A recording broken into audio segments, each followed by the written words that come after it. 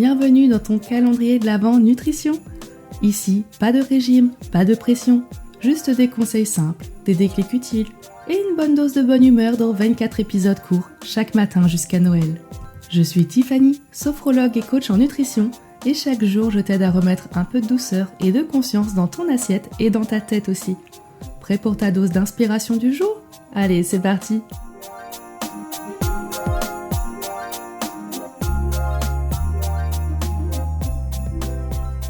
Aujourd'hui, on s'attaque à une question qui revient souvent, et souvent avec un petit air coupable.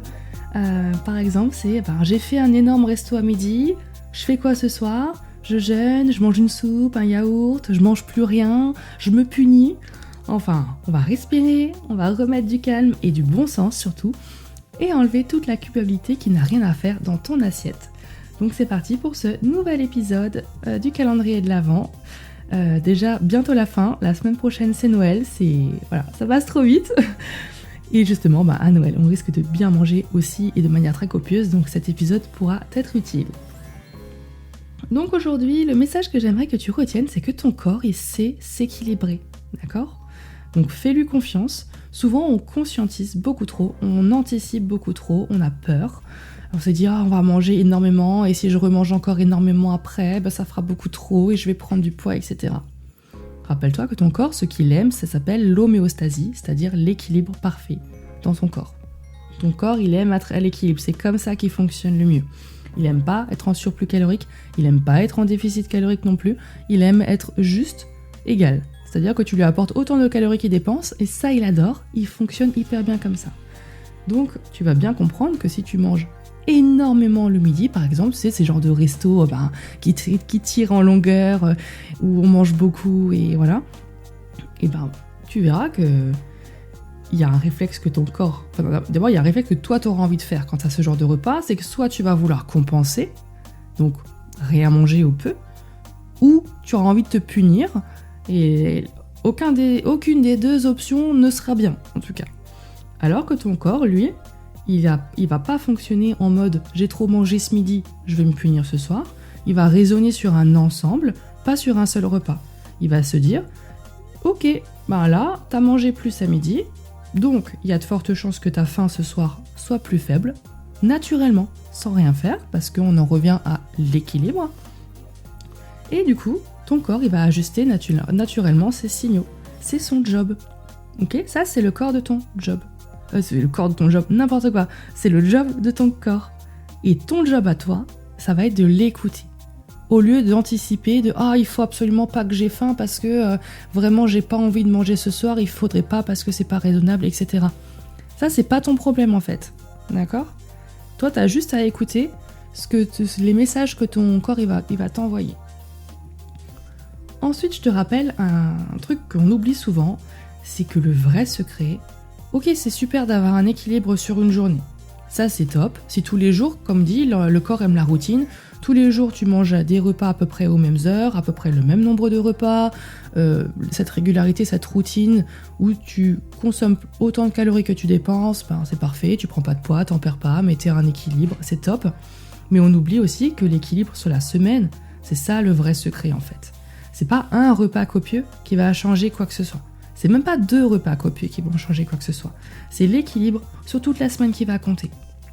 Si t'as un repas chargé un samedi soir, et en plus t'as invité à un brunch hyper costaud le lendemain, vas-y, fais ces restos sans culpabiliser. Si du lundi au vendredi t'as mangé normal, tu manges beaucoup ce week-end, et puis lundi tu remangeras normalement, il n'y a aucun problème quoi.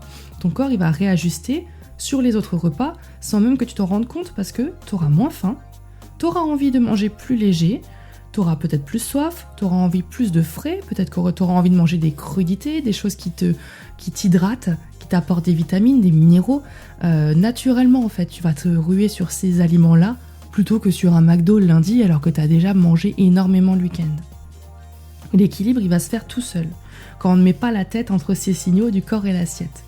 D'accord ? C'est ça qui est des fois difficile à faire, c'est de lâcher prise et juste de se faire confiance et de faire confiance à son corps. Ton corps, son but, c'est pas de te faire prendre du poids ou de te faire manger des choses malsaines à chaque repas. Son but, c'est pas ça. si tu dépenses pas autant de calories que ça, ton corps il sait ce dont il a besoin, il sait ce que tu dois manger. On est d'accord que, comme d'habitude, il y a toujours d'autres facteurs qui rentrent en jeu. Mais pour l'instant, dans cet épisode-là, on a dit, dans le calendrier l'Avent, c'est des épisodes qui vont dans les grandes lignes, qui sont courts, et j'aborde une thématique par une thématique, d'accord ? Il y a toujours des contre-exemples. Bref. Du coup, là, qu'est-ce qu'on fait ? Qu'est-ce qu'on mange le soir après un repas copieux ? Parce qu'on a quand même envie d'une vraie réponse. La vraie réponse, c'est écoute ta faim, vraiment, et n'écoute pas ta culpabilité. Donc ça donne 3 cas de figure simples. Cas 1, t'as pas faim du tout. T'as vraiment pas faim. Tu manges pas. Si t'as pas faim, tu manges pas. Mais vraiment, si t'as pas faim, tu vas pas sauter un repas pour compenser. Ok ? C'est ça la vraie différence, parce que je vais pas t'encourager à sauter des repas. Ça, on est sûr et certain. Mais vraiment, si ça passe pas, ton corps est rempli, t'es encore peut-être en phase de digestion, tu manges pas parce que ton corps il veut pas manger. Et ça change tout.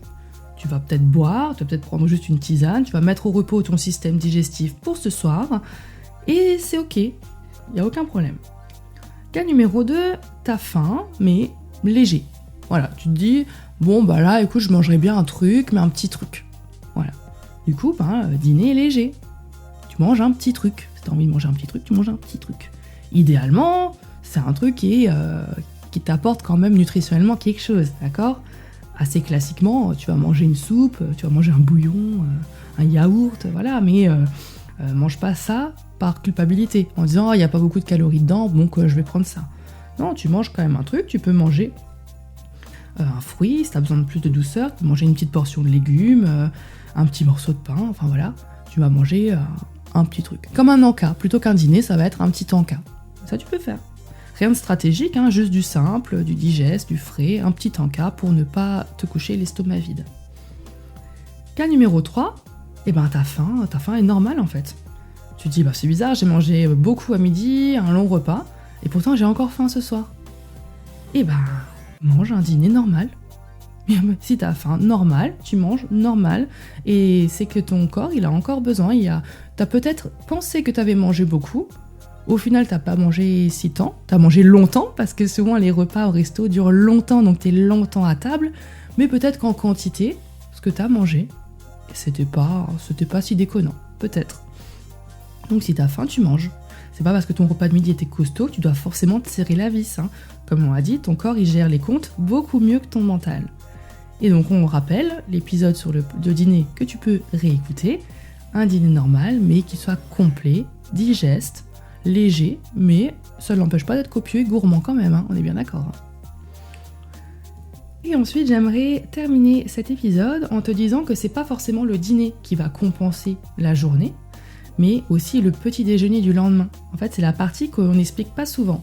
Quand tu fais un repas très riche, le soir, ton système digestif n'a souvent pas fini de travailler, ok ?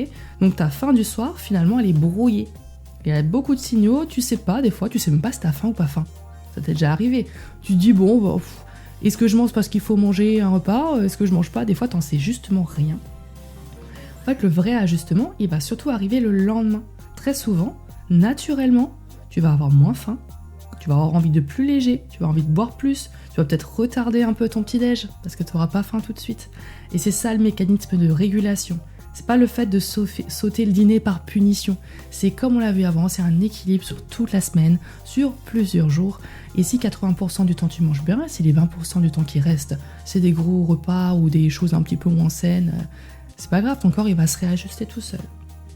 C'est pas un repas qui va déséquilibrer le tout, mais c'est la culpabilité qui va t'éloigner de tes sensations et qui va faire que tu vas être déconnecté.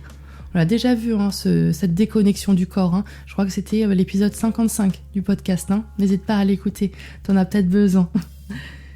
Donc, pour conclure, après un repas copieux, la meilleure stratégie, c'est le bon sens. Voilà, je crois que ça résume l'épisode. Le bon sens, la douceur et zéro punition. Ok ? Donc si cet épisode t'a déculpabilisé, pense à t'abonner pour recevoir la suite, écouter la suite de ce calendrier de l'Avent nutrition. Et je te retrouve demain pour un nouvel épisode. Bye bye.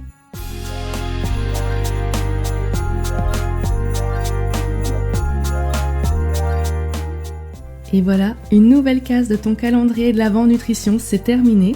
Si tu veux continuer sur ta lancée, abonne-toi pour recevoir le prochain épisode demain matin jusqu'à Noël. Et si tu sens que c'est le bon moment pour remettre ton bien-être au centre, viens jeter un œil à mes accompagnements. Je t'accompagne en coaching nutrition ou en consultation de sophrologie pour commencer 2026 sur de bonnes bases. Allez, prends soin de toi et on se retrouve demain pour un nouvel épisode plein de good vibes.